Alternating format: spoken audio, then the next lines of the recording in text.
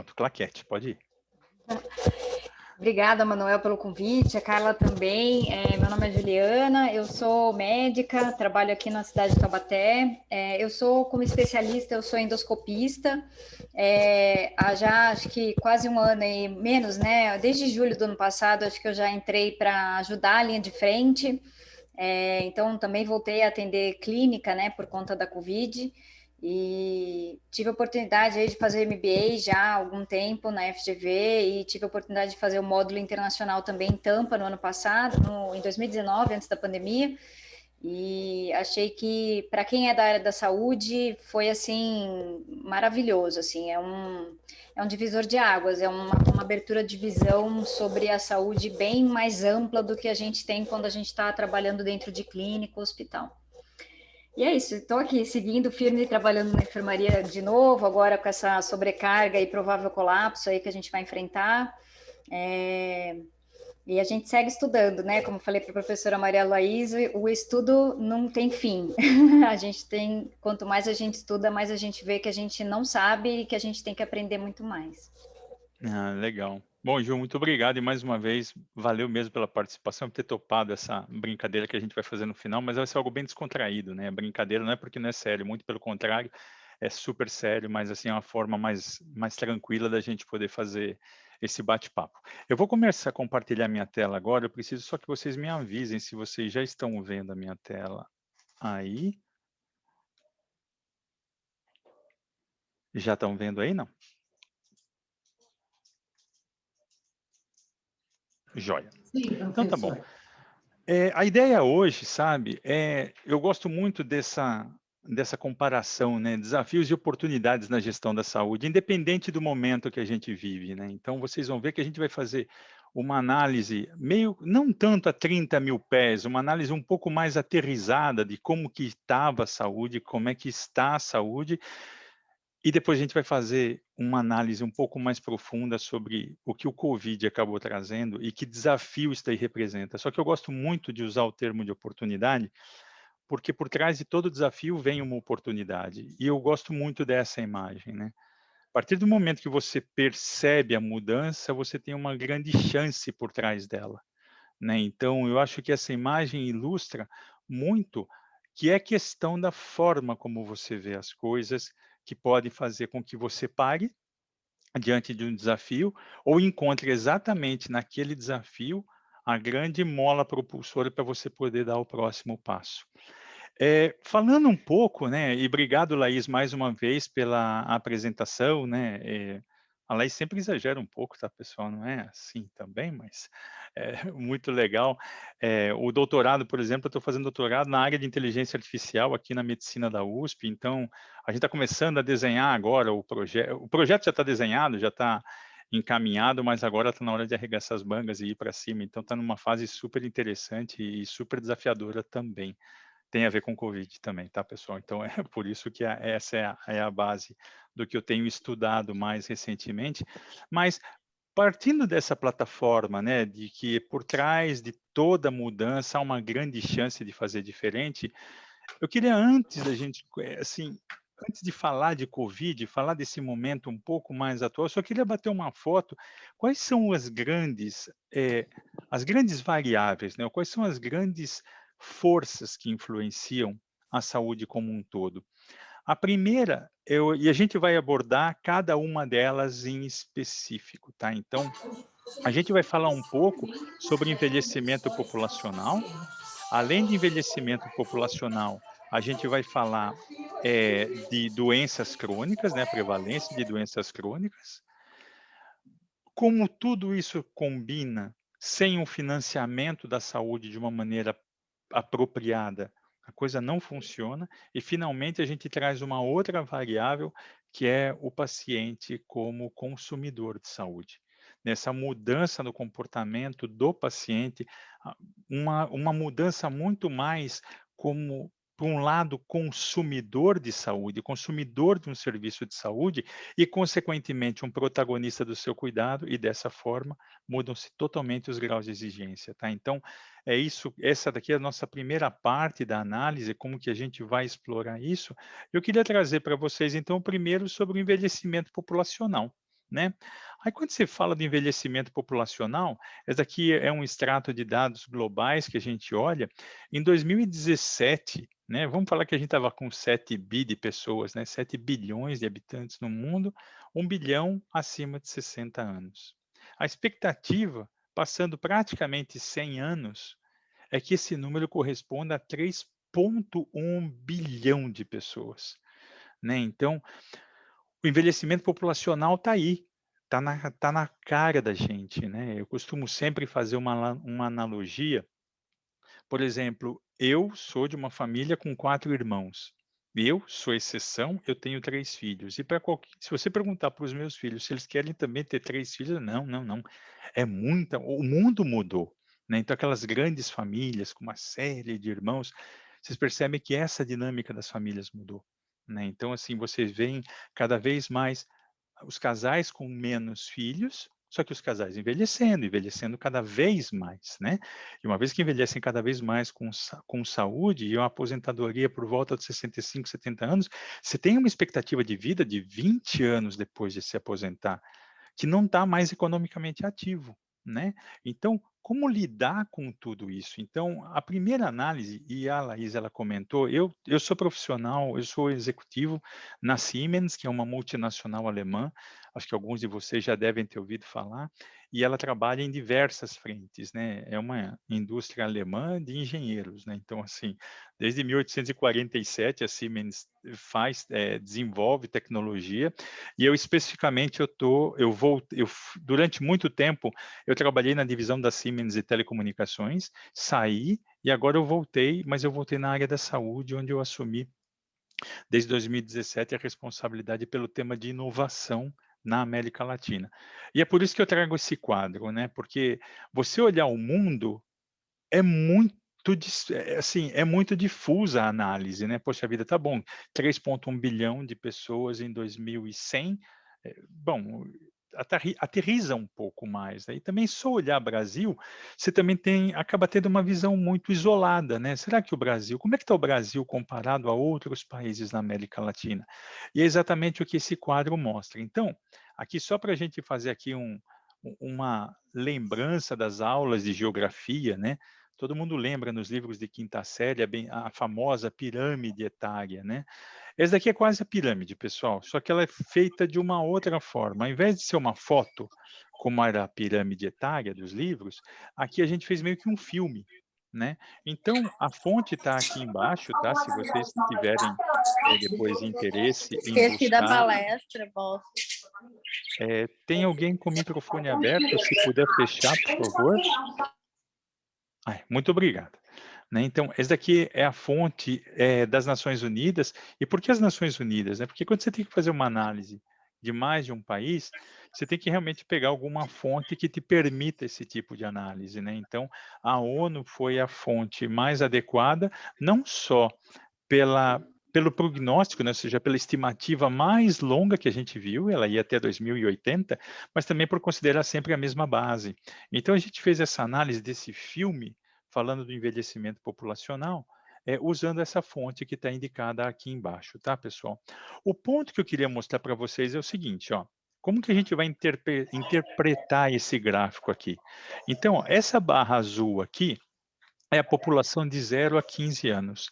Essa barra vermelha de 15 a 39, essa porção cinza é de 39 a 50, essa porção roxa aqui é de 50 a 65, e essa outra cor, eu chamo de outra cor porque tem gente que fala que é azul petróleo, tem gente que fala que é verde água, como eu não sei definir bem essa cor, eu chamo da cor do 65 mais, tá? Então, essa cor do 65 mais aqui corresponde exatamente à faixa da população acima de 65 anos, tá?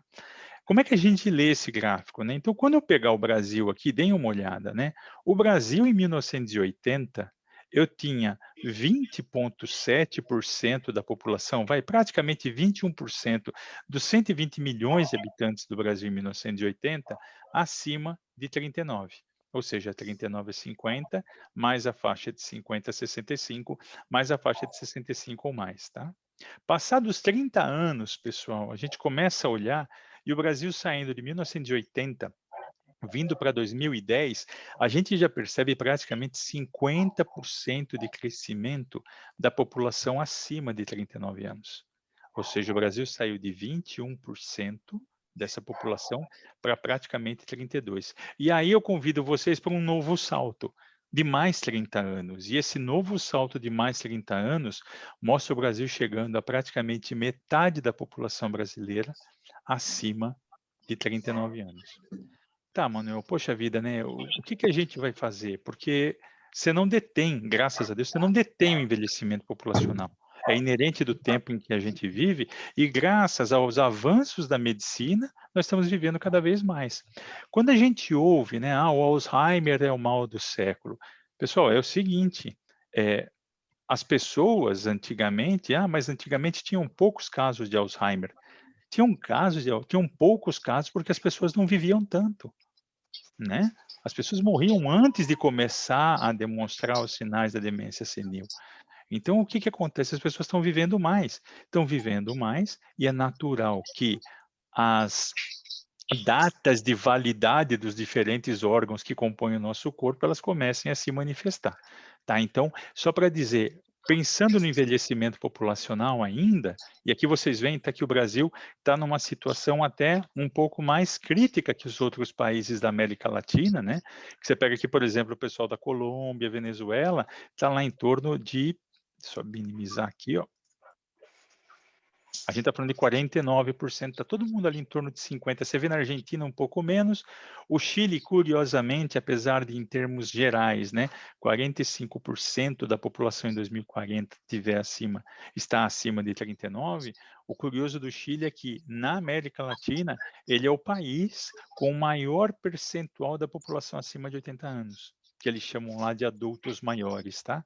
Mas só para a gente poder fazer essa constatação aqui. Quando a gente avança, foi interessante que essa imagem aqui eu capturei de um fórum, Exame Fórum de Saúde, em 2017, em que já tem gente dizendo que o brasileiro que vai viver 150 anos, considerando todo o entorno, já nasceu, né? Então, assim, de alguma forma, as condições de vida, ou mesmo a forma como a medicina tem evoluído, já vai dar condições das pessoas viverem muito mais e saudáveis. E aí eu falei o seguinte, bom, mas olhar lá para frente, 150 anos é muito interessante, mas e olhar para trás, como é que era tudo isso? E aí, pessoal, eu consegui resgatar um documento, na verdade, uma foto de um jornal que mostrava o seguinte, como é que será que era lá pelos idos de 1900? E vocês acreditem, eu encontrei um jornal e esse jornal tinha a seguinte matéria. É um jornal de 1904, né? Dizendo o seguinte, ônibus entrou na casa humilde e foi apanhar a velhinha de 42 anos. Pessoal, isso é ofensivo nos dias de hoje, né? Então, poxa, 42 anos você já era velhinho naquela época, né? E agora você olha em 2017 tem gente falando que já vai ter gente vivendo mais de 150 anos. Imagina só, ele vai ter ao longo da vida dele quase 4 períodos de velhinhos. É como se eles nascessem e morressem 4 vezes. Mas essa é a mudança que está acontecendo, né? Então, quando você olha para trás, e aqui a gente está falando, lá por volta de 1900, 1910, a gente tinha saneamento básico, não tinha vacina, antibiótico terapia não era o must, né? Então, assim, as condições de vida realmente eram muito diferentes. E hoje, e está aí, por exemplo, a Ju, e mais uma vez, Ju, obrigado pela tua participação, né? E de outros colegas médicos, assim, o papel de vocês é fazer com que as pessoas possam viver cada vez mais. Eu só queria fazer aqui também uma parte, eu uso óculos, tá, pessoal? E a coisa mais triste que eu ouvi pensando em envelhecimento populacional foi quando uma vez eu ouvi do meu oftalmologista, quando eu estava trocando a receita, ele falou assim, olha, Manuel, você entende o seguinte, que meu objetivo é que você morra antes de ficar cego. Eu falei, nossa, mas que jeito rude de dizer, né, que ele quer o meu bem. Na verdade é o seguinte, tudo no corpo da gente tem uma data de validade, inclusive os olhos. Então, assim, a tendência natural, se a gente continuasse vivendo, era que mais cedo ou mais tarde por catarata, por tudo, você acabasse perdendo a visão. Então, que eu morra antes. Então, por isso que ele fica tentando fazer com que eu enxergue cada vez mais tempo, tá? Mas, tirando a brincadeira de lado, gente, é exatamente isso. O envelhecimento populacional está aí. E você fala, como que eu, profissional da saúde. Como que eu, que trabalho na gestão hospitalar, enfrento uma tendência que ela é simplesmente imparável, eu não consigo deter, né? E aqui vem algumas ideias, assim, com tecnologias ou com mudanças de processos que permitam um envelhecimento saudável. Então, assim, é aprender a conviver com isso e conviver da melhor forma. Eu trago aqui esse do lado esquerdo aqui, pessoal, é uma imagem que eu tirei exatamente de um projeto desenvolvido pela Universidade de Valparaíso, lá no Chile. Como eu falei para vocês, a população de adultos maiores no Chile é a maior que a gente tem na América Latina. É bastante grande em termos percentuais. Não em números absolutos, que o Brasil, só a população do Brasil é gigante comparada à do Chile, né? E da mesma forma, né, que as pessoas mais idosas aqui no Brasil, né, eles querem ter a sua independência, eles querem viver só, né? Então não preciso ter filho, não quero cuidador cuidando de mim, eu sou independente. Só que a gente sabe que não é bem assim. E essa preocupação também existe lá, e o pessoal da universidade, eles fizeram um projeto que foi simplesmente fantástico. Eles chamam de e-home seniors. Depois, se vocês quiserem, podem mandar uma mensagem, eu deixo para vocês o link do artigo que eles publicaram. Eh, Eles criaram uma solução absolutamente simples. Existem 3 coisas importantes que você tem que monitorar, né, do adulto maior, assim. Primeiro, o esquecimento dele, assim, imagina ele vivendo em casa, o olfato já um pouco mais debilitado, ele esquece o gás aberto. Isso pode acontecer, não é algo, assim, impossível de que aconteça. O outro é o risco de queda. O risco de queda nessa população para uma fratura de bacia é 1, 2, né, uma fratura de cabeça de fêmur e tudo mais. E o terceiro é a parte da diabetes, né. Então como é que se consegue monitorar? Aí não adianta fazer, de repente, na anamnese ou na rotina, na consulta de acompanhamento: "Ah, o senhor tem urinado mais à noite?" Às vezes ele nem lembra se urinou. Então, baseado nessas 3 queixas, que são as mais frequentes, eles criaram alguns dispositivos que eles colocam na casa da pessoa, né. E esse dispositivo, por inteligência artificial, tem uma série de conexões e ele dispara o alarme para a enfermeira que cuida daquela população. Mais ou menos o que a gente tinha ali de médico de família, de que atende um entorno, é exatamente o mesmo conceito, só que é uma enfermeira. A solução da queda, eles não gostam também, você tem que respeitar a privacidade deles, então não posso pôr uma câmera filmando, que seria a nossa tendência natural. Então eles desenvolveram um dispositivo baseado em sensor infravermelho. Sabe quando você passa no infravermelho que você vê que a cabeça é a região mais quente do corpo, ela está mais vermelha, aí tem os membros que são mais frios, então tem uma outra temperatura. Bom, o que que eles fizeram? Eles colocaram esse sensor e, por inteligência artificial, eles ficam monitorando a diferença de cota. Ou seja, se de repente aquele senhor, o Manuel, tem 80 anos, está andando na casa, eu tenho 1,60 m, eu estou sempre nessa posição e de repente eu não estou mais a 1,60 m. A minha parte mais quente, ela está a 40 centímetros do chão. Opa, pode ser uma queda. Só que eu posso ter abaixado só para amarrar meu sapato. Então eles colocam uma série de algoritmos exatamente para cuidar e identificar a queda. Então isso aí é uma coisa super interessante que eles estão fazendo lá. A outra é o sensor, né, então o sensor do gás, né, na cozinha, eles colocam ali próximo do fogão. E o terceiro, e aí, viu, Gil, se eu estiver falando alguma besteira clinicamente falando, você pode me interromper, mas é a nictúria, né, que é quando ele vai fazer muito xixi à noite, né. Então que é uma característica da diabetes, né, então que pode estar indicando que descompensa e às vezes a pessoa não lembra. Então eles colocaram sensores também no toalete e ele acaba fazendo monitoramento de quantas vezes a pessoa está urinando por noite, para ver se de repente tem alguma coisa. O que que é tudo isso, pessoal? É simplesmente uma forma de você aprender a conviver com algo que está acontecendo, né. Então, quando a gente terminar esse nosso bate-papo, essa daí é uma das grandes conclusões. Não dá para frear o envelhecimento populacional, não dá, só que eu tenho que aprender a conviver. Então eu, no meu serviço, eu tenho que ter uma recepção, começar eu tenho que ter pessoas preparadas cada vez mais a enfrentar no sentido positivo, né, mas a conviver com essa população mais idosa que está cada vez chegando mais, né. Então pensem nos bancos, o quanto os bancos tiveram que se transformar para ir para o mundo digital, só que eu tenho hoje uma população acima de 65, de 70 anos, que é muito usuária da tecnologia digital também. Como que eu vou fazer para conviver com isso, né? Então, fica aí, hashtag, fica a dica, né, de que o envelhecimento populacional está aí, a gente tem que aprender a lidar com ele, tá? Consequentemente, quando se fala de envelhecimento populacional, não tem como não pensar em doenças crônicas, né? Você fala assim, realmente, Manuel, a gente agora, à medida que vai ficando mais experiente, certo, Laís? A gente avança, né, na nossa linha do tempo, a gente começa a perceber algumas coisas que antes não aconteciam. Eu mesmo, né? Então, parece, mas espera um pouquinho, só ficar baseado em dado subjetivo não adianta. Vamos ter que mergulhar aqui para tentar entender melhor. E quando você olha, aí eu tirei essa informação da Pesquisa Nacional de Amostra por Domicílios do IBGE. Eles fazem, né, anualmente, eles fazem pesquisas em diversos setores, e essa daí foi a do suplemento de saúde, em que eles fizeram a correlação entre a idade versus a quantidade, né, a prevalência literalmente de doenças crônicas.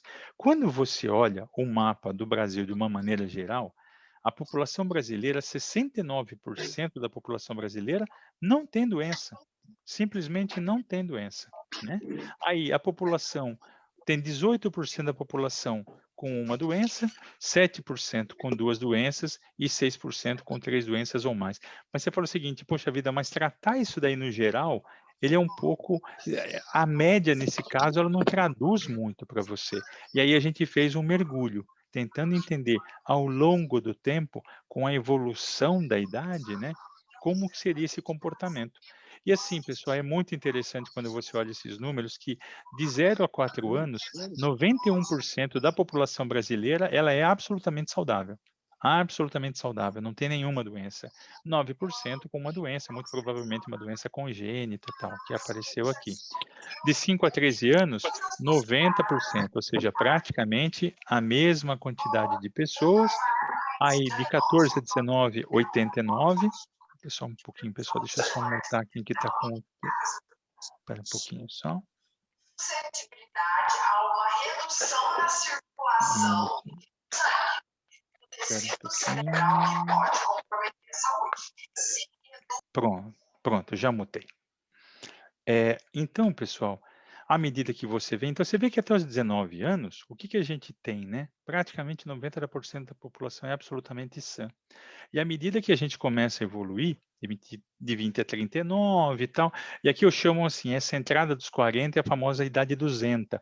E a gente vê que a idade 200 realmente ela é cruel, porque vocês veem que a coisa pega, né? Então você vai lá, 74% de 20 a 39, com 40, 49, 55, de 50 a 65, 35% só não tem nenhuma doença, né? E quando você pega 65 ou mais, só 21% da população brasileira não tem doenças, né?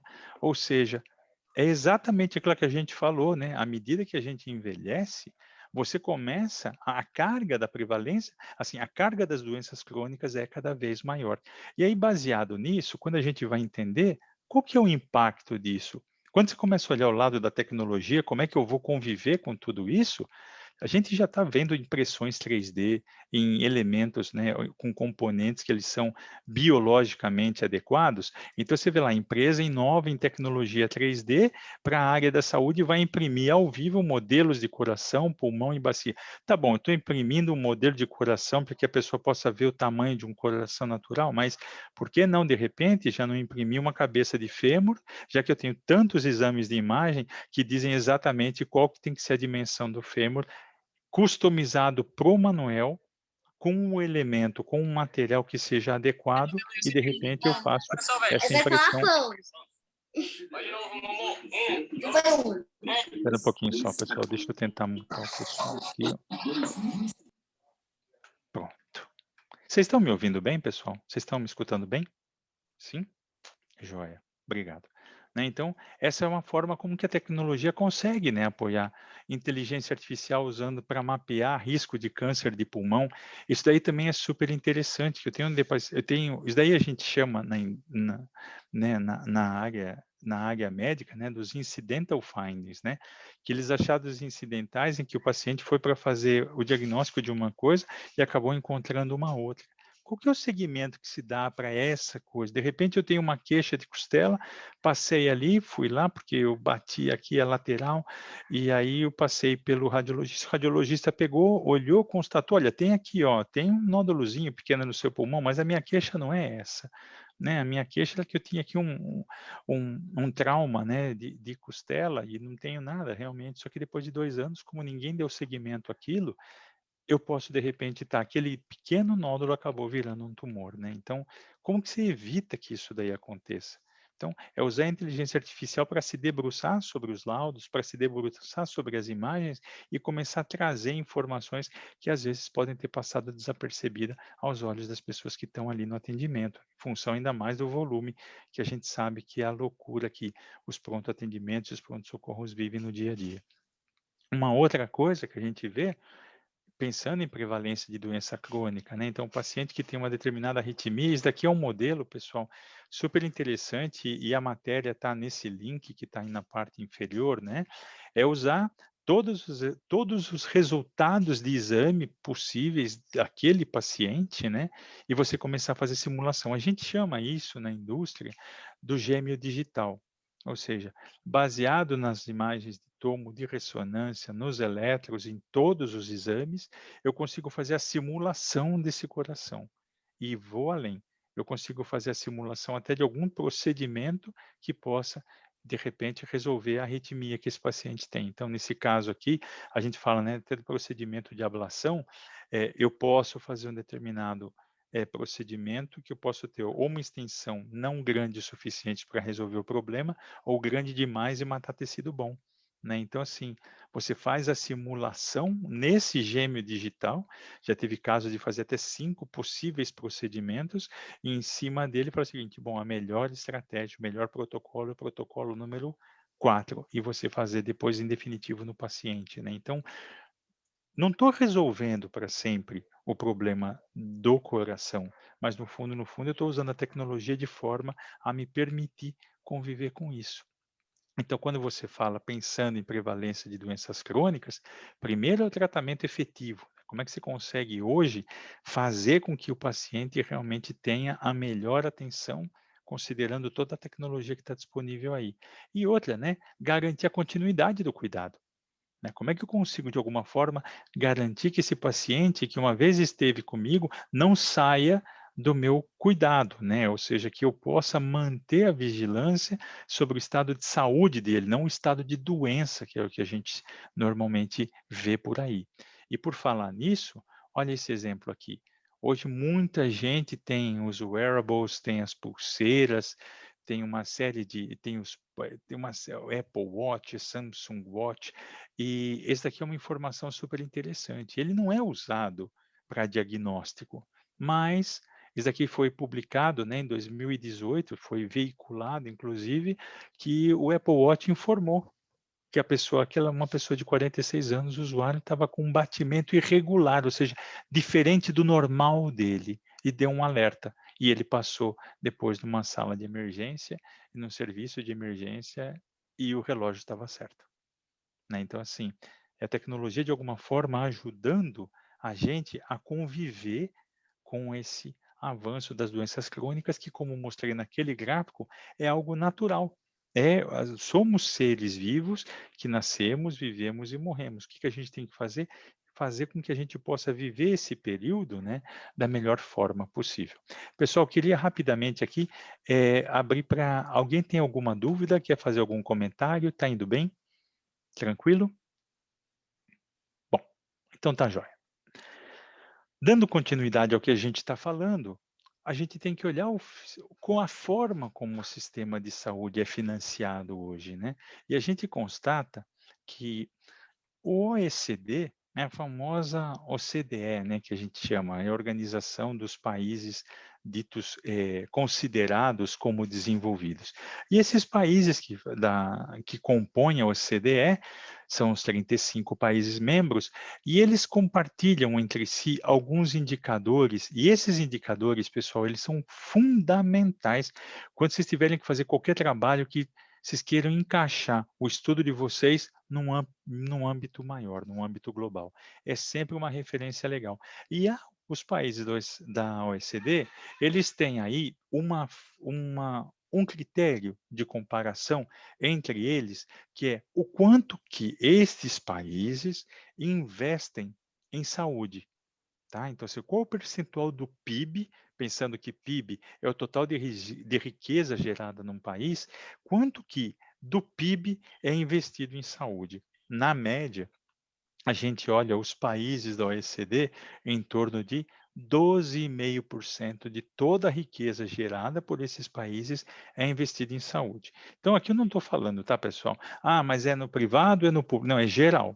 Então, aqui tem farma, aqui tem a indústria de equipamentos, aqui tem os hospitais, aqui tem os serviços públicos, aqui tem tudo, tá? É 12,5. E aí, quando você olha o Brasil, ele tem mesma fonte, tá, pessoal? Fontes da Organização Mundial de Saúde, a gente está em torno de 9,5%.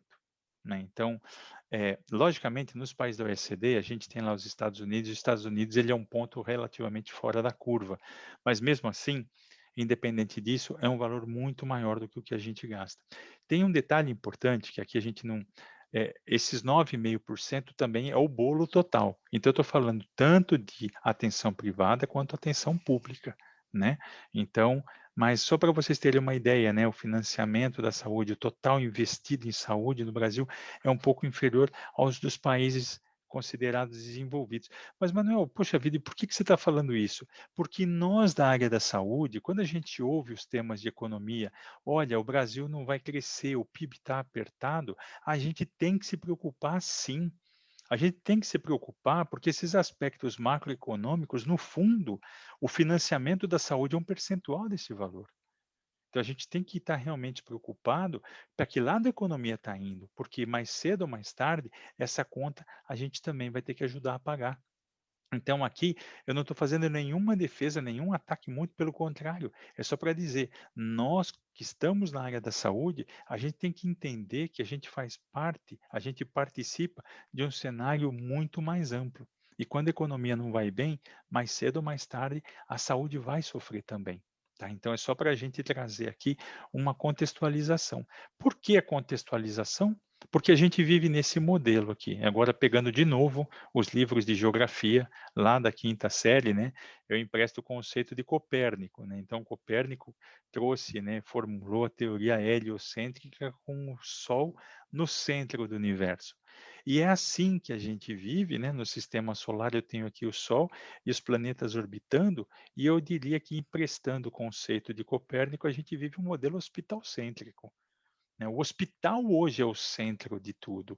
E é esse que é o grande problema, porque, na verdade, isso deveria ser uma realidade em que o sol, ou seja, no nosso caso, os hospitais de maior complexidade, eles deveriam estar no centro para tratar só a alta complexidade. O que faz hoje, nós, por comodidade, aqui até uso até pego emprestado o conceito da loja de conveniência, vamos falar, o pronto atendimento hoje virou uma grande loja de conveniência da saúde para a população que não está educada para esse tipo de sistema. Ou seja, eu estou com uma dor de cabeça, como não, hoje, ao invés de eu ir numa AMA e numa UBS, não, eu vou aonde? Eu vou no PS. Eu vou no PS que está dentro de um hospital que, por si só, é a parte mais cara do sistema, né? Então, esse é o ponto que a gente fala, esse modelo, ele acaba se complicando, por quê? Porque a gente tem que dar o foco na atenção primária. A gente tem que fazer com que a população realmente busque o primeiro suporte, a atenção à saúde, na periferia do sistema, e não como normalmente se faz na parte mais cara desse sistema. Ou seja, poxa vida, se eu machuquei o meu joelho no final de semana, será que é num pronto-socorro? Ah, vou lá, porque aproveita, eles já fazem um exame de ressonância, como se fosse algo banal. A gente vê uma série de reportagens dizendo que o número de ressonâncias no Brasil ele é muito mais alto do que em outros sistemas de saúde pelo mundo. Exatamente por quê? Porque todo mundo converge para o sistema. na sua porção mais cara, ao invés de tratar na periferia. Daí você vai falar assim: "Ah, mas não, mas na periferia, isso daí não dá, porque ou é um posto de saúde, nunca tem disponibilidade de profissionais para atender, ou as filas são muito grandes". Aí vocês entendem os 9,5% de uma maneira geral. Tá? Só que, por outro lado, vocês começam a olhar as grandes operadoras, que não deixa de ser um outro sistema de financiamento da saúde, partindo para a verticalização do serviço, onde eles focam muito mais a atenção primária, sem deixar, logicamente, o hospital, mas foca mais na atenção primária. Por quê? Para evitar que esse paciente flua para essa porção mais custosa do sistema. Então, eu trabalho com ambulatórios, eu trabalho com o suporte psicológico, exatamente para evitar esse encaminhamento para essa região mais cara daqui, do sistema como um todo, tá? Por exemplo, quando a gente começa a falar como é que eu conseguiria trabalhar ou tratar melhor esse momento, né? Olhem o que a gente fez, por exemplo, com medidas de prevenção. Quando se olha o coronavírus, alguns de vocês devem ter tido a curiosidade de acessar esse site. Então, esse daqui foi um extrato do ano passado, né? a como que estava a adesão ao isolamento social em São Paulo. Então, foi feito um acordo entre o governo do estado e as operadoras de telecomunicações, né, de celulares, em que, uma vez que você estivesse a mais de 200 metros, respeitando privacidade, tá, pessoal? Não era o Manuel, era um usuário do sistema telefônico. Se eu tivesse a mais de 200 metros do meu endereço de cobrança, eu era considerado como não isolado, né? E a partir daí foram feitos esses estudos e era essa forma como a gente estava comecinho da pandemia, estava em 30%, aí esse número foi subindo e depois ele começou a cair de novo, né? Mas exatamente é para evitar, eu trabalhando na prevenção para evitar esse afluxo grande para dentro do sistema. Então, medicina à distância também, né? Poxa vida, como é que eu consigo reduzir a fila? Reduzo porque é muito mais fácil, eu tenho um médico, eu tenho um pool de médicos atendendo uma série de pacientes, então eu consigo trabalhar até otimizar a minha capacidade clínica, porque pode não ter fila num determinado, posto, mas no outro tem. Então, se eu tenho esses médicos compartilhando as 2 filas, eu consigo, de alguma forma, pela telemedicina, reduzir isso daí. Inteligência artificial reduzindo o custo da assistência à saúde como um todo, né? Como é que eu consigo, de alguma forma, trabalhar essas informações e ser muito mais proativo no diagnóstico. Tudo isso contribui, pessoal, para tudo isso, na verdade, favorece melhores condições para o financiamento de saúde, ou seja, eu saio da minha discussão do famoso fee for services, que é o que a gente faz, que é o pagamento por serviço executado, para pensar já num fee for value, ou seja, começar a falar essa história de value-based healthcare, ou seja, a gestão da saúde baseada em valor, né? Eu não vou olhar mais se eu fiz 3 ou 4 ressonâncias, mas sim eu vou ver se, independente do número de ressonâncias que eu tive que fazer, se o desfecho clínico do paciente foi o mais adequado, tá?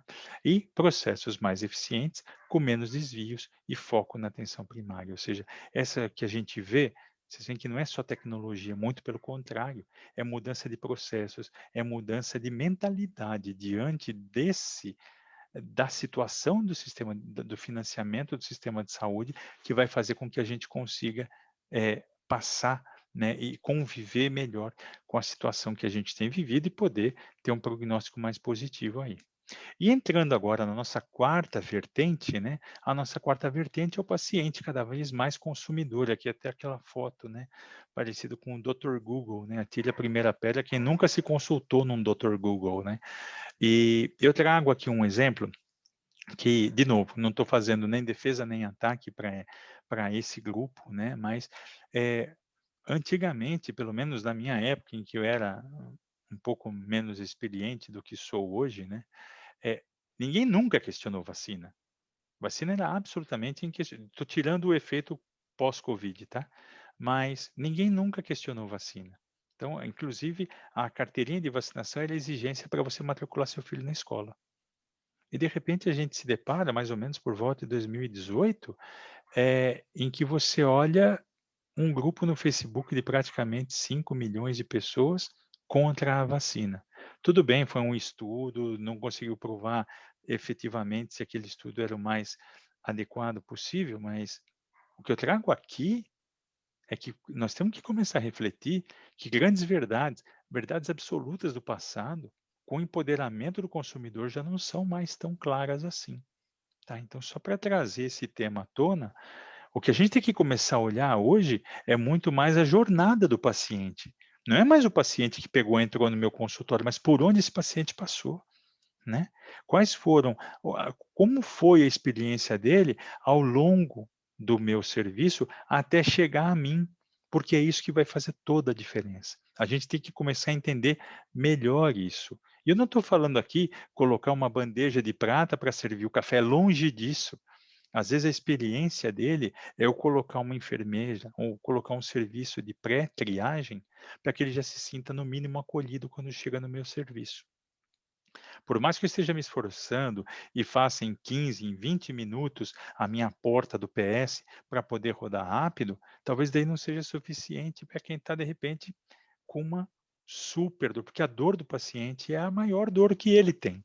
Né? Então, de repente, colocar um serviço de triagem para já acolhê-lo o mais rapidamente possível, você pode fazer a transformação do teu serviço simplesmente com uma ação desse tipo.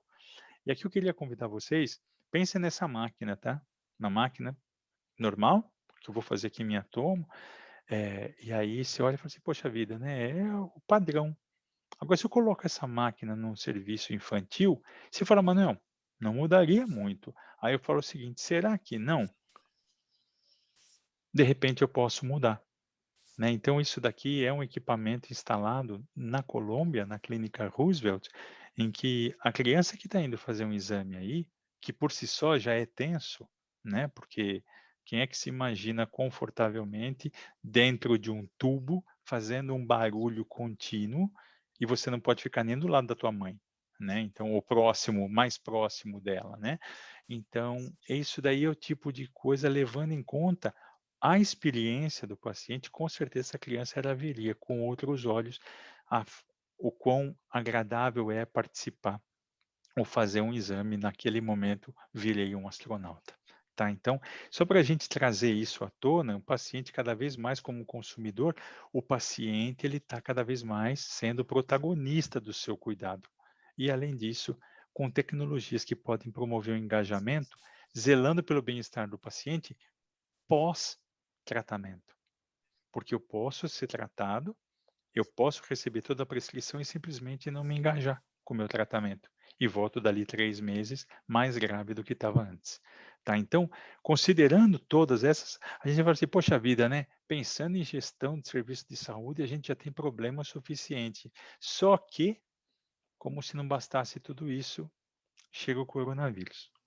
Fazendo aqui uma passagem rápida pela história, né, foi isso aqui que aconteceu. Eu vou avançar esse slide de uma maneira um pouco mais rápida, mas assim, o primeiro caso de pneumonia lá, 31 de dezembro de 2019, pneumonia não esclarecida em Wuhan, uma província da China distante de tudo, e aparece um caso de uma pneumonia não tão esclarecida e 12 dias depois, a primeira morte. Então começa a olhar e vai: "Espera aí, é o mesmo caso, o primeiro caso fatal", aí depois, 9 dias depois, 4 países já começam a confirmar casos. 23 de janeiro, ou seja, eu estou falando praticamente 4 semanas ou 3 semanas depois, lockdown em Wuhan, fecha a província. E aí eu começo a olhar, 30 de janeiro, exatamente um mês depois, a Organização Mundial de Saúde ela fala: "Olha, é uma emergência internacional". É uma emergência internacional. E a gente continua indo, 2 de fevereiro, primeira morte fora da China, depois 23 de fevereiro, a Itália inteira em lockdown, depois 26 de fevereiro, o primeiro caso na América Latina. Bom, para resumir a história, fazendo curta uma história longa, 11 de março, praticamente 2 meses e meio, 3 meses, 2 meses e meio completos, virou pandemia. E essa foto aqui do mundo é exatamente em função dessa escala aqui. Quanto mais escuro o país, maior a quantidade de casos. Aí eu fiz o seguinte, pessoal, eu bati 2 fotos, tá? A primeira foto eu tirei em 19 de maio e o mundo estava tão vermelho quanto esse daqui, ó. Aí você fala, poxa vida, está bem vermelho mesmo, Estados Unidos com uma quantidade grande, você vê a Rússia também um pouco mais escura, e aí eu bati a mesma foto, mesma fonte de dados em 6 de novembro, e o mundo está muito mais vermelho. O que era vermelho ficou vinho, né? Ou seja, a quantidade de casos está assustadoramente crescendo. Aí você fala, mas Manuel, olhar esse gráfico assim está muito legal, mas não dá para entender direito. Então a gente vai ver de uma outra forma. Mesma fonte de dados, tá, pessoal? 19 de maio, eu olho no mundo, eu tenho em torno, ó, pensando que aqui é a linha dos 4 milhões, eu tenho praticamente 5 milhões de casos, né? Você fala, bom, tudo bem, começou em dezembro, a gente está agora em maio, 5 milhões de casos, praticamente 5 meses, né? Daqui que eu fiz, mais 5. Vamos chegar maio, 6 meses, em novembro, os 5 milhões de casos viraram 50. Então isso explica. Isso explica muita coisa, porque é a velocidade com que o número de casos do Covid acontece. E isso por si só já é um grande sinal de alerta, porque quando você analisa, sempre vem aquela pergunta, especialmente aí para quem não é profissional da saúde, que tem muita gente na área da saúde que não tem todo esse perfil clínico, essa bagagem, eh, como é o meu caso, como eu falei para vocês, eu sou engenheiro, né, então, aí estudando um pouquinho mais, por que que o Covid é tão diferente de uma H1N1, né? Aí existem 3 fatores, pessoal, que a gente tem que levar em consideração quando analisa uma pandemia. A primeira é o grau de transmissibilidade, né, então a detalhe, isso aqui não é da nova variante, tá? Daqui é da primeira variante ainda, tá, pessoal? Então é importante a gente levar isso em consideração aqui. H1N1 uma pessoa infectava até 1,6 pessoas, mas aí fica difícil, aí vamos trabalhar com dezena, né. 10 pessoas com H1N1 tinham potencial de infectar até 16 pessoas. Quando a gente olha o Covid, 10 pessoas têm o potencial de infectar 28, o que explica em 6 meses de 5 para 50 milhões de casos, tá. Então essa é a primeira variante, então já mostra que é diferente do H1N1. A segunda a segunda variável que a gente tem que levar em consideração é a letalidade. Aí você, mas Manuel, ele é mais letal ou ele é menos letal? Não dá para comparar letalidade de uma maneira tão absoluta assim. Porque você tem que levar em conta alguns fatores. O primeiro é o número de pessoas testadas. Então, assim, quando eu falo, olha, tem 10% de morte, depende de quanto eu testei. Porque se eu testei 100 pessoas e 10 morreram, eu estou com 10% de casos. Agora, se eu testei 1.000 pessoas e as mesmas 10 pessoas morreram, eu estou com 1% de letalidade. Então, ela não é absolutamente comparável. Vocês devem lembrar, por exemplo, na época que, por volta de maio, junho, na Alemanha, que estava um caso super alto, a Alemanha estava com um pico e, de repente, caiu. Não é que deixou de ser letal, é que a Alemanha começou a fazer a testagem em massa. Então, o meu denominador dessa fração ele aumentou muito. Então, como ele aumentou muito e o numerador manteve, eu estou fazendo com que essa taxa caia. Mas não é porque ele deixou de ser letal. A minha base mudou de comparação. E a terceira é a capacidade do sistema de saúde.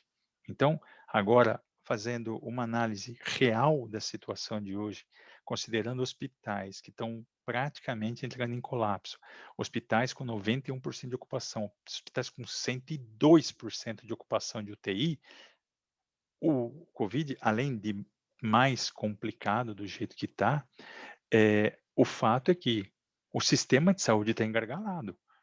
Então, e não é só em leitos de UTI, porque para nós é muito fácil, né? Você pega a medição em números de leito de UTI, mas não adianta nada eu ter leito de UTI se me falta insumo ou se me falta gente, né? Então, assim, quando a gente fala a capacidade do sistema de saúde, eu estou falando da capacidade da sua forma mais ampla, eu não estou falando só de leito de UTI, eu também estou falando de leito de UTI, mas pode me faltar ventilador, pode me faltar sedativo, para a hora de entubar o paciente. E pode me faltar equipe para tratar. Por quê? Porque muitos desses profissionais, e aí mais uma vez, Gil, obrigado aí pela tua participação hoje, eu sei que você está literalmente na linha de frente, e infelizmente tem muitos colegas da Gil e colegas de outras disciplinas que estão na linha de frente e que também estão se infectando e estão tendo que se isolar, né? Então, assim, quando a gente fala do colapso do sistema de saúde, aqui eu não estou sendo trágico de maneira nenhuma. Estou tentando ser absolutamente realista, porque se a gente não abre os olhos para a realidade, a gente não sabe bem como vai viver daqui para frente. E o terceiro ponto, né? Ah, agora, Manuel, tem o Remdesivir, tal, tudo bem. Mas na época ainda não tinha comprovado nada que pudesse ser eficaz contra o Covid, nem vacina existia, né? Então, tudo isso já tornava o Covid por si só mais complicado que as outras síndromes, né? E aqui uma informação do próprio World Economic Forum, em que eles falam o seguinte, isso aí foi em maio, tá, pessoal? Maio do ano passado. A previsão do Fórum Econômico era que 28 milhões de cirurgias eletivas, elas seriam canceladas por conta do Covid. Dois motivos, né? Ou o risco e o medo de contágio, e segundo, é eu separar o meu aparato hospitalar para quando tivesse, de repente, um aumento no pico da demanda para a Covid. Gente, 28 milhões é muita coisa. Aí você fala, mas Manuel, 28 milhões no global, assim, geral, é muito amplo. Então tá bom, vamos aprofundar um pouco, vamos tentar entender no Brasil e pensem nessa informação aqui, tá? A fonte é o DataSUS. Essa informação é pública que está aqui, tá? Então, essa pesquisa, ó, número de procedimentos hospitalares do SUS por local de internação. Total de AIHs aprovadas por mês e ano, e o processamento, né? E a região. Então, aqui eu tenho a região norte, que está aqui, a região centro-oeste, ela é uma outra cor de linha aqui, que ela está muito próxima. Aqui em vermelho, a região nordeste, aqui em verde, a região sudeste e aqui em roxo a região sul. Logicamente, o Brasil, como sendo essa linha laranja, é a soma de todos eles, né? Então, pegando de janeiro de 2016, correndo até julho de 2020, a gente olha aqui em janeiro de 2016, o Brasil tinha aproximadamente 175 mil cirurgias por mês, somada a todas as regiões, tá? E esse número veio caindo, aumentava, caía, aumentava, caía, aumentava. Em janeiro de 2020, eu falei, espera um pouquinho só, aconteceu alguma coisa muito forte aqui, vamos dar um zoom. Essa janela aqui da direita é exatamente o zoom de janeiro de 20 a maio de 20. Em janeiro de 2020, não tinha pandemia ainda aqui no Brasil, lembra que começou em fevereiro? Quando você olha em janeiro de 2020, o Brasil estava numa média de 200 mil cirurgias eletivas no SUS por ano, por mês, tá?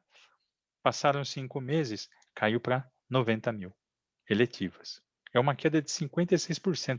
Você fala, Manuel, mas no SUS tudo bem, está desafogando o sistema. Não, não está desafogando o sistema, porque do mesmo jeito que aconteceu isso daí no serviço público, também atingiu o setor privado. E se atinge o setor privado, quem é que consegue conviver com uma queda de 56% na receita de procedimento cirúrgico? Aí você olha, foram fazer uma pesquisa, e esse material é da McKinsey, de maio de 2020, que eles fizeram uma entrevista com diretores financeiros de provedores de saúde. E o que eles disseram nessa pesquisa foi o seguinte, ó, olhando a perda 18, mais 41, mais 34, vamos tirar dos entrevistados que consideram que vai ter no mínimo 10% de perda. A soma desse percentual dá 75%. Ou seja, 3/4 dos diretores financeiros do mundo da pesquisa dizem que o Covid impactou os seus negócios em no mínimo 10% de queda de receita. Tá? E aí, considerando tudo isso, né, o que, que eles têm feito? Né? Então, o foco nas ações de curto prazo era não contratação de função essencial, realocação de pessoal e licenças temporárias para as funções não essenciais. Tá? E Liga a câmera para mim. pensando nas despesas que não estavam relacionadas Obrigada. ao Covid, nas despesas que não estavam relacionadas ao Covid, revisão de gastos discricionários, revisão dos gastos de capital, né, e cancelamento de compras de itens não críticos. Ponto. Isso daí é como o mundo se preparou para enfrentar essa incerteza toda que ainda não tínhamos medicamento, ainda não tinha vacina que o Covid estava trazendo. E aí, quando também, quais foram as ações de longo prazo? As primeiras é melhoria na operação clínica. Não estou falando de tecnologia aqui não, tá, pessoal? Mudança de fluxo, reorganização das atividades, readequação da forma como eu presto cuidado, é uma forma de você poder conviver com essa crise, né, que a gente está trazendo. Redução da força de trabalho não clínica, então trazendo pessoas se eu tenho ali o meu limitante no número da força de trabalho, começa a automatizar mais processos para você poder liberar pessoas para poderem atuar mais na área clínica, né? Adiamento de investimentos, implementação de telemedicina, dentre outras ações, tá? E agora, pessoal, já chegando quase no final do nosso bate-papo, né? O que que tem de comum em tudo isso? Na forma de enfrentar o Covid ou mesmo diante daquelas 4 grandes variáveis do sistema de saúde? Todos eles, de alguma forma, para a gente poder conviver, a gente está levando uma coisa em consideração, são aspectos ligados à inovação. Para falar de inovação, a primeira coisa que a gente faz, né, você, bom, deixa eu ver, eu tenho um conceito de inovação, mas vamos ver o que que o dicionário diz, né, o que que é inovação. E eu fui buscar. Aí eu fui buscar 3 definições. Então, as 3 definições que eu encontrei, quais foram? Tudo que é novidade, coisa nova. Daí eu falei: não adiantou muito, porque eu já sei que inovação deve ser alguma coisa nova". Aí essa segunda, que ela foi um pouco mais impactante, é do verbo inovar, produzir ou tornar algo novo. Eu falei: "Bom, não está me ajudando". Ou ato ou efeito de inovar. Eu falei assim: "Gente, ficou muito vago, não está legal". Vamos ver se tem alguma explicação um pouco mais técnica. E aí quando fui pesquisar, eu vi que esse senhor aqui, em 1934, é o Schumpeter, ele era um economista, e lá em 1934 ele disse o seguinte: "Inovação pode ser definida como a habilidade de usar o conhecimento", então já é a primeira dica, né. Então assim, a inovação não vem do nada, ela vem do conhecimento acumulado. E detalhe, o uso desse conhecimento acumulado, só que olha que legal como ele complementa, para desenvolver e aplicar novas ideias. Ou seja, eu só ter uma super ideia, ainda que tenha vindo baseada no meu conhecimento, ela em si não é uma inovação. Ela só se converte em inovação a partir do momento que eu coloco ela em prol de alguém, ou ela para ser utilizada, ser aproveitada de alguma forma. Como é que eu posso fazer isso?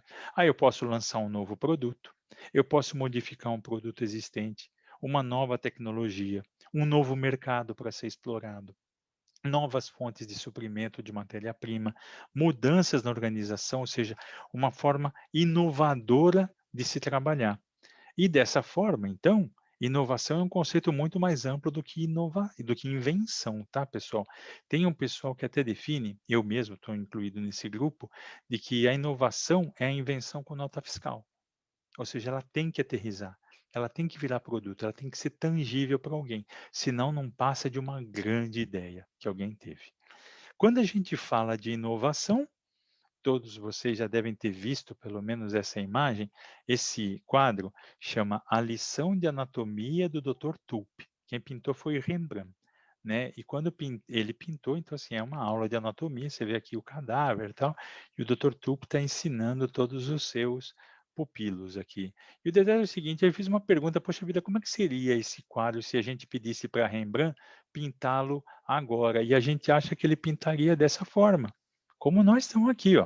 É o Dr. Tulpe sozinho na sala, com todos os alunos ali observando o que ele está fazendo, né? Parece bem assim aquelas salas de residência que fica todo mundo olhando, desde o centro cirúrgico, olhando ali o professor fazendo um procedimento, tá? Então, o que eu queria dizer para vocês, convidar vocês a gente a refletir, né? Inovação é uma questão de cabeça, literalmente.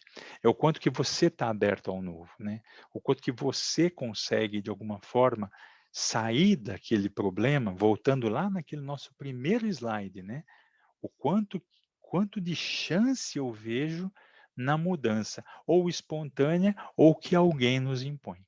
Tá bom? Então, eu queria aqui rapidamente abrir para saber se alguém tem alguma pergunta, se alguém tem algum comentário, antes de eu passar para a parte mais nobre desse nosso bate-papo, que vai ser a conversa com a Gil aqui. Alguma pergunta, pessoal? Algum comentário?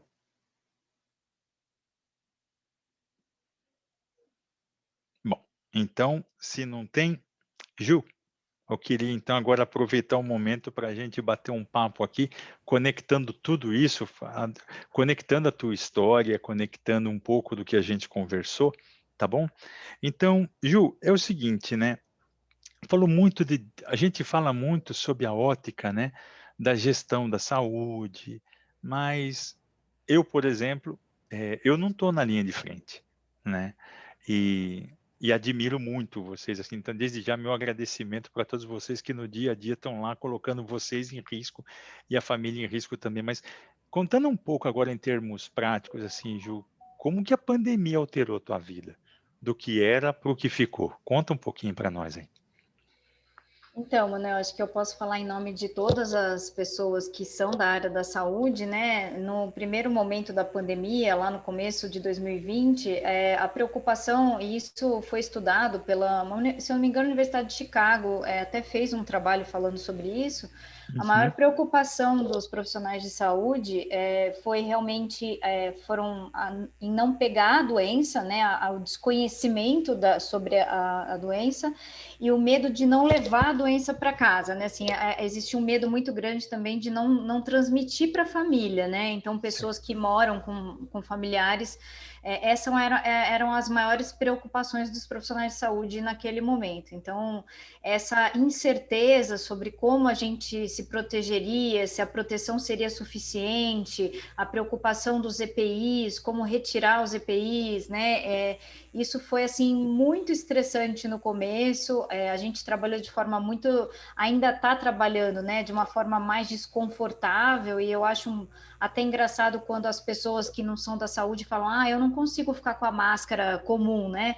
Então, eu convido vocês a passar um dia com a máscara N95 para nunca mais vocês reclamarem da máscara comum, né? Então, a partir do momento em que a gente teve que, os setores que trabalham com aerosol e que precisavam ficar com a máscara N95 o dia inteiro, realmente, assim, foi muito desconfortável, com óculos, com touca, era muito desconfortável, e isso estressou e desgastou bastante no começo, e como nós somos ser humanos, a gente conseguiu, acho que, se adaptar. Aquele primeiro movimento deu uma aliviada e a gente conseguiu entender que se a gente realmente estivesse focado ali, se cuidando, a gente não pegaria no trabalho. Então, acho que isso foi a maior mudança, assim, né?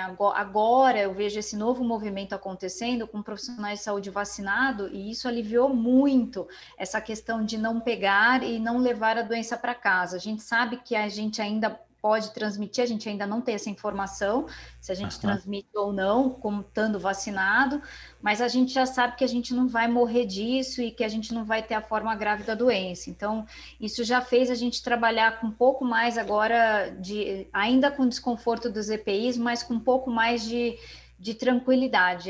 Eu vejo hoje os profissionais de saúde, na verdade, estão muito cansados dessa situação, né? E tendo que trabalhar de forma aí, sem férias, praticamente.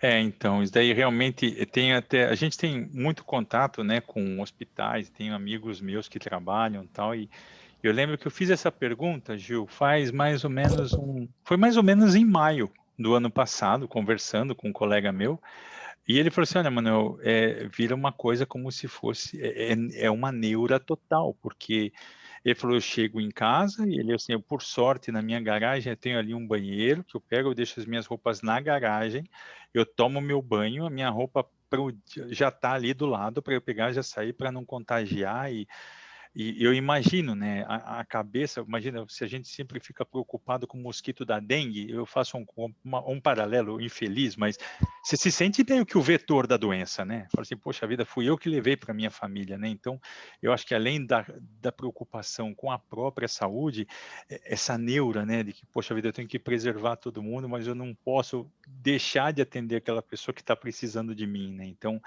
eu acho que obrigado, viu, Ju, por ter compartilhado aí um pouco como que Imagina. você se sente. E pensando em termos práticos, assim, saindo um pouco do lado do EPI, assim, da profissional Ju, tá?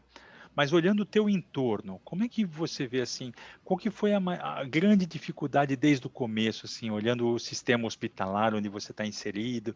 Como é que foi? Conta um pouquinho aí para nós, Ju. Acho que a maior dificuldade que está sendo agora novamente, né, foi trabalhar com a sobrecarga, né? Tá. Realmente assim, a gente viu que a gente tem um sistema de saúde melhor do que a gente imaginava. Ele não é igual em todo o país, né? Então, falando aqui pela região sudeste, a gente viu que realmente a gente tem um porte e um suporte que realmente deu para atender a população até aqui. Agora eu já não sei mais nessa variante se a gente vai, ao que tudo indica, a gente não vai conseguir dar suporte, né? A gente já está começando a não conseguir mais dar suporte a todas as pessoas, mas lidar com essa sobrecarga, né, desde a gestão até os funcionários mais básicos do hospital, acho que tem sido, né, desde o começo da pandemia, as incertezas, as ondulações com relação ao volume de atendimento, é o que mais deixa a gente estressado quando a gente começa a ver que os casos começam a aumentar, quando começa a encher a enfermaria, quando começa a encher o PA. A ordem é sempre essa, começa a encher o PA, depois começa a encher a enfermaria e a UTI. A UTI a gente sabe que a demanda é grande, porque o número de leitos é menor proporcionalmente, né? Mas lidar com essa incerteza, né, é algo que é, assim, acho que é o mais desafiador da pandemia, né? Como fazer essa gestão essa gestão de crise, né? Eu diria que é uma gestão de crise mesmo. Como que a gente vai ampliar? Agora reduziu, a gente vai fechar, não vai fechar? Mas e se abrir de novo? E se a gente tiver sobrecarga de novo? Então, os gestores realmente acho que foram muito desafiados, estão sendo, né? Não, tá vendo só como é legal, gente? Olha, a Ju acabou de dar o gancho para eu voltar lá naquele slide 2 ali que fala da mudança, né? Que muitas vezes a gente vê a mudança como sendo uma grande chance de mudar, quando eu quero mudar, né? Agora, e quando a gente é forçado a mudar, né? Então, eu queria fazer uma pergunta agora para vocês, Gil, conectando tudo que a gente falou, né? Normalmente, quando você fala de inovação, todo mundo pensa, inovação é o meu iPhone 12, inovação é um carro elétrico. Não, eu acho que também é, né? Só que muitas vezes uma mudança no fluxo de tratamento do paciente, uma outra forma de enxergar, também é característico de uma inovação, né?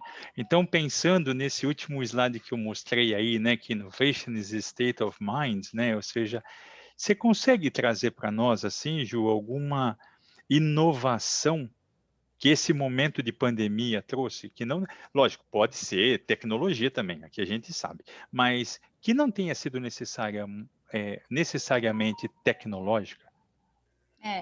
Eu vou pegar o gancho do que a Gilmara escreveu aqui no comentários, que ela também falou que é o desafio dos protocolos, né? E realmente, segundo a Conitec, né, que é a Comissão de Incorporação de Tecnologias, a tecnologia, os protocolos hospitalares, institucionais, eles também são considerados novas tecnologias. Então, quando você muda um esquema de tratamento dentro de um hospital, incorpora um novo medicamento. Então, por exemplo, a gente teve aí a definição a respeito do corticoide, a gente teve a definição a respeito do anticoagulante, a gente teve um consumo desses medicamentos muito maior, né, por conta da pandemia. Eu diria que essas mudanças, né, conforme, porque a gente foi caminhando com a doença do completo desconhecido para no momento a gente pode falar que sobre o vírus original a gente já tem um certo conhecimento, essa variante P1, que é o nosso maior problema atual, a gente ainda vai saber qual é a mortalidade dele, a gente ainda vai saber melhor a respeito do impacto clínico dele agora, né? A gente está descobrindo isso agora, isso está sendo estudado agora. Então, essas mudanças, pode ser que de repente algum medicamento novo possa ser incorporado com essa variante P1 que a gente ainda não sabe, né? Então, essa mudança dentro do hospital, ela realmente é relevante, ao meu ver, assim como a Gilmara colocou, e a telemedicina, para mim, foi uma das maiores inovações, e que a telemedicina, ela aqui no Brasil, né, especificamente, que ainda não era algo regulado, né, realmente não tinha uma regulação do governo para isso, agora a gente tem, e provavelmente ela veio para somar como mais uma ferramenta de atendimento, especialmente para lugares remotos, especialmente para uma segunda opinião de algum médico que não tem um especialista naquela cidade, possa ter uma visão do especialista, e para os próprios pacientes, que eu diria que hoje a gente chamaria de cliente, como você mesmo colocou na aula, né? Então, para o cliente também virou uma ferramenta que ela não substitui a consulta clínica pessoal, e sem dúvida alguma, mas ela é mais uma ferramenta para um retorno, por exemplo, para mostrar um exame, para uma orientação, por exemplo, nesse momento de colapso de saúde, pacientes que estão com Covid em casa, como fazer, como proceder, qual é a hora de procurar o hospital. Então, a telemedicina, ela é uma ferramenta tecnológica que não é cara, ela envolveu a incorporação de novas técnicas, novas plataformas, né, de telemedicina, a assinatura digital. Então, agora você pode comprar um antibiótico que precisa de receita sem precisar exatamente ir até o pronto-socorro ou a clínica em que você se trata, né? E uma inovação que eu diria mundial, que eu acho legal citar também, é a vacina. A vacina, ela teve uma disrupção, que é essa vacina nova, que é feita de uma parte do código genético do vírus, que são essas vacinas de RNA. Ela é uma tecnologia nova de vacina que não existia antes. Então, a gente tem vacinas de tecnologia antiga, que é a de vírus inativo, e a gente tem essa nova forma de fazer vacina, que muito provavelmente vai abrir aí oportunidades para outras doenças agora serem testadas, vacinas com essa nova tecnologia, e vacinas que estão se demonstrando altamente eficazes, eventualmente até com uma dose, como a vacina da Johnson, aí, que vai ser, já foi, né, liberada, inclusive nos Estados Unidos já comprou milhões de doses, e ela é uma dose só, o que já também está sendo assim uma inovação aí mundial com relação à pandemia. A crise, né? A crise acelera todo o processo de inovação, né? Isso que eu acho super legal que você acabou de trazer da vacina, né? Porque poderia estar lá restrito a um grupo de pesquisadores, todo mundo debruçado, pegando o RNA para poder fazer a vacina, mas ela passa a ser uma inovação a partir do momento que ela virou um produto. Né? E é exatamente isso que está falando. Poderia estar na bancada ali sem problema nenhum, mas o fato de ter virado um produto e fazer o bem para esse mundão de gente que está espalhado pelo mundo precisando da vacina, acho que foi um ponto super legal. Ju, assim, eu queria ver se alguém tem alguma pergunta para a Ju. Agora a gente abre o nosso talk show para muitos, se quiserem perguntar para a Ju. Alguém tem alguma pergunta? Quem mais tem experiência aí na linha de frente, ou tem alguma dúvida? A gente teve uma união inédita também, né, na comunidade científica, que muitas pessoas argumentam, às vezes, tipo, que não confia na vacina, porque como que ela foi feita em um ano, que as vacinas levavam 5 anos para serem feitas. Exato. Pois é, mas a gente nunca teve o mundo inteiro estudando sobre o mesmo assunto ao mesmo tempo, e também a gente nunca teve o compartilhamento de informações na comunidade científica. A gente teve os trabalhos científicos todos abertos, né, distribuídos gratuitamente entre todos os laboratórios que estão pesquisando, entre todos os hospitais, universidades. Então, isso realmente acelerou, e também é uma inovação, ao meu ver, dentro da área da saúde, né? A famosa frase, a união faz a força, realmente foi demonstrada nesse desenvolvimento da vacina. Gil, você sabe que você trouxe agora um tema que, para mim, assim, ele foi muito legal, que não são áreas necessariamente concorrentes, mas eram áreas, eu diria, isoladas, né? Quando você analisa o contínuo do cuidado, que eu estou falando desde a promoção de saúde, aí eu passo pela prevenção, diagnóstico, tratamento, engajamento do paciente, e eu fecho no acompanhamento dele, né? Pensando nessa sequência, eram raros os casos em que o setor de diagnóstico conversava com o setor de tratamento. Né, a gente percebia isso, né?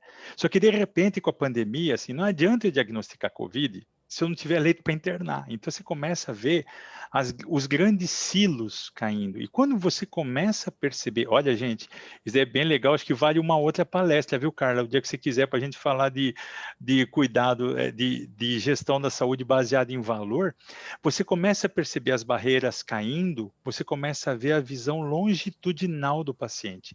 Eu me preocupo com a prevenção, sim, porque se eu não fizer um diagnóstico precoce, em 3 semanas esse cara está me ocupando um leito de UTI. Não que eu não queira, ninguém quer paciente no leito de UTI. mas se tiver, eu quero tratar. E eu não ter, é pior ainda, não ter condições, né? Então, isso daí eu acho, sabe, Ju, que você acabou de trazer, achei super legal.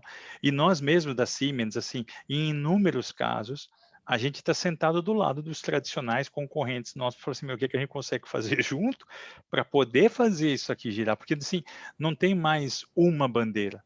Tem uma grande bandeira hoje, todos contra o Covid, vamos para cima, que é só assim, se todo mundo se unir, que a gente consegue fazer a diferença. Bom, já que não tem mais perguntas, Ju, eu só queria, assim, de coração, te pedir a última coisa, você deixar uma mensagem para nós, assim, de encerramento, assim. Gostaria de fazer uma Opa, vamos pergunta. lá, Wagner, Eu vamos até lá. coloquei no chat. Ah, eu não vi o chat, eu estou com a tela aberta aqui com as É. perguntas, É então falta de desculpa. testagem. Vamos lá. Se a falta de testagem foi fator importante para a gente chegar nesse ponto em que nos encontramos hoje. Então, Wagner, essa questão da testagem, ela envolve vários fatores. Eu odeio quando a gente fica politizando esse assunto. Falando tecnicamente sobre a testagem, a melhor forma da gente identificar, rastrear, que a gente usa essa palavra, né? O rastreamento de quem está com a doença e a mitigação, que é como a gente parar de fazer uma pessoa transmitir para outra. A melhor forma da gente fazer isso é vacinando a população agora, que a gente tem a vacina, mas principalmente naquele primeiro momento era a testagem, né? Então, quando você testa e você identifica quem tem a doença, você consegue isolar essa pessoa e fazer ela parar de transmitir para outras. Então, o rastreamento e a mitigação, ela depende muito dos testes. Agora, por que o Brasil não teve testes? Essa que acho que é uma pergunta interessante, que a gente tem que parar de ficar culpando a política e tentar analisar isso tecnicamente. A gente teve dois fatores importantes. A gente é um país, assim como os Estados Unidos, abriu o olho e botou um pequeno reparo que 90% dos insumos médicos são fabricados na China e na Índia. Ou seja, o mundo concentrou os insumos de saúde em dois países porque eles são altamente populosos e capazes de fabricar em baixo custo esse material.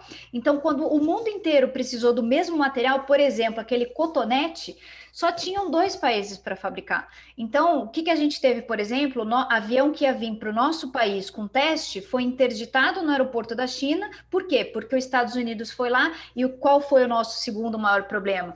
A gente não tem uma economia forte, a gente não tem uma moeda forte, portanto, quem comprou mais foi quem tinha mais dinheiro, e aí, portanto, países que têm mais economia mais forte conseguiram fazer mais testes.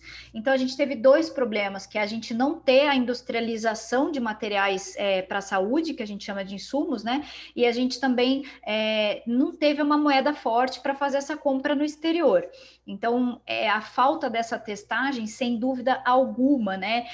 Somado a uma política pública que realmente não envolveu essa preocupação em orientação a respeito de distanciamento, enfim, é como o Manuel colocou sobre a vacina, né? Esse movimento anti-vacina, ele vai acontecendo cada vez mais que você informa menos a população. Quanto menos campanha você faz, quanto menos você ensina por que é importante você ficar distante da outra pessoa, por que é importante você usar máscara, a gente sempre vai ter pessoas que vão negar e que vão criar um do contra, né? Mas a gente sabe que quanto mais a gente educa e conscientiza, a gente tem melhores resultados. Então, acho que espero ter respondido aí sua pergunta. Ah, super. Muito obrigado. Legal. Olha, então eu aproveitei que abri a janela de chat aqui, tem uma pergunta da Gilmara. E, Gilmara, obrigado aí por ter trazido o tema. Realmente a gente fala muito, né, da conexão dos idosos e da doença crônica, né, porque é a grande conexão que existe. Mas você trouxe um tema absolutamente pertinente e absolutamente importante, que é e os jovens pacientes crônicos, né? Então, uma coisa que a gente tem feito tem a ver com tecnologia também, né? Mas também envolve muito o engajamento da própria população. Quando a gente pega, por exemplo, e é uma característica do México, tá? Só para trazer um exemplo e dizer também até onde acontece. A população infantil obesa do México é uma das maiores do mundo, né? Então é pré-diabético e diabético, né? A gente sabe que se não cuidar lá, a chance, de repente, de um agravamento, e aí um quadro que termina lá com tendo que fazer diálise, depois, isso sem falar amputação do pé e tudo mais, amputação de membros, né? É muito grande. Então, eu acho que assim, logicamente, eu não estou trazendo aqui, Gilmar, e aí não consigo te responder precisamente aquelas as enfermidades crônicas assim que você efetivamente fica mais difícil de você contornar, né? Mas quando se fala, por exemplo, de diabetes como sendo uma doença crônica com uma prevalência muito alta por conta da obesidade infantil, aí a educação e o diagnóstico precoce é a única forma que a gente tem realmente de... E aí, fica à vontade, viu, Ju, de complementar, mas esse é o ponto, sabe? É trazer a criança, você, poxa vida. E não é assim, não come chocolate. Nem não come chocolate, sabe? Porque de repente o chocolate é a única fonte de energia que a criança tem na casa dela, porque não come nem feijão com arroz. Então, assim, é um problema muito mais amplo e eu te agradeço, Pacas, a pergunta. E aí, Gil, abro para você se você quiser complementar alguma coisa. Eu separaria 2 blocos aqui para ela, que é realmente a gente tem pessoas mais jovens com doenças crônicas, sem dúvida nenhuma, mas a gente vai ter para o futuro 2 blocos. A gente tem o bloco dos jovens, que são mais saudáveis, aonde a gente realmente precisa e que está acontecendo esse movimento do investimento na prevenção.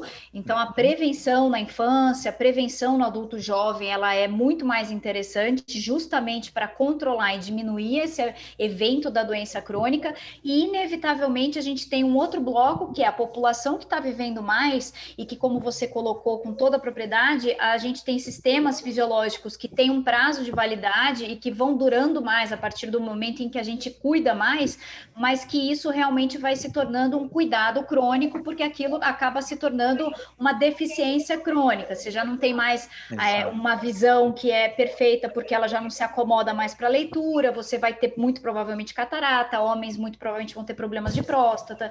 Então, assim, essas doenças que são inerentes do envelhecimento, elas são um bloco de doenças crônicas, e que é esse o olhar que você colocou agora na aula e que é muito próprio. Esse bloco dos jovens, ele existe, ele é bem menor, e que eu acho que a gente pode trabalhar muito mais realmente com a parte da prevenção.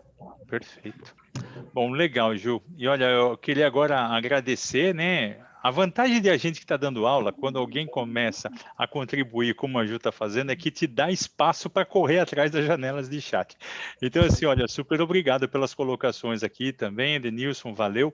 E assim, pessoal, chegando já próximo, literalmente, do final do nosso encontro de hoje, eu queria, mais uma vez, Ju, publicamente agradecer a tua participação, foi ótima. Espero poder contar contigo em outros bate-papos como esse.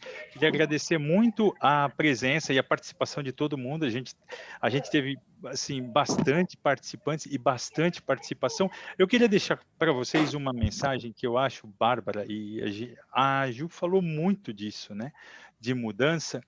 E resgatando Darwin, né? E Darwin falava assim que não é o mais forte que sobrevive, não é o mais inteligente que sobrevive, né? Mas é quem melhor se adapta à mudança. Falando de uma maneira extrema, eu acho que não foi essa a intenção de Darwin quando ele falou, mas esse vírus sabe mudar. Sabe, infelizmente, mudar muito, e é a dor de cabeça que ele causa para nós. Então, acho que está na hora da gente causar uma mesma dor de cabeça para ele, que a gente possa se adaptar a tanta dificuldade que está aparecendo, encarar esse mundão de frente e pensar de uma maneira diferente para poder seguir adiante. Tá? Então, esse aqui é o meu último slide. Eu queria, mais uma vez, agradecer a participação de todo mundo.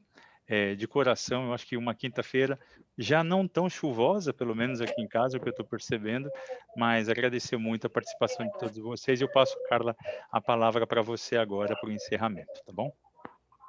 Queria agradecer. Parabéns, professor, pela ótima palestra, pelo riquíssimo, né, conteúdo.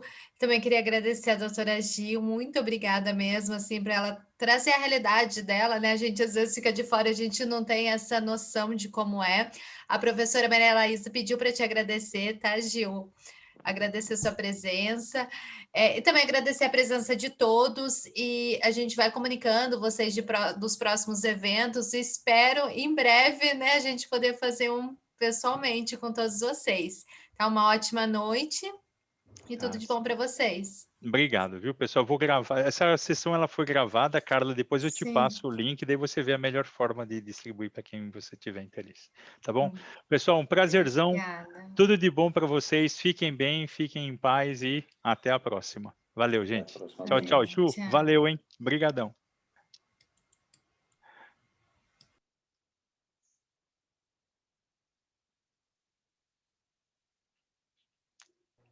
Obrigada, viu, Manuel? Valeu, Obrigadão. Ju. Obrigado você. Até. Travei o computador aqui sem querer. Não tem Quando problema. você quiser, eu estou à disposição, viu? À Tá noite, bom. para mim, é tranquilo, a gente pode fazer outras discussões aí. Legal.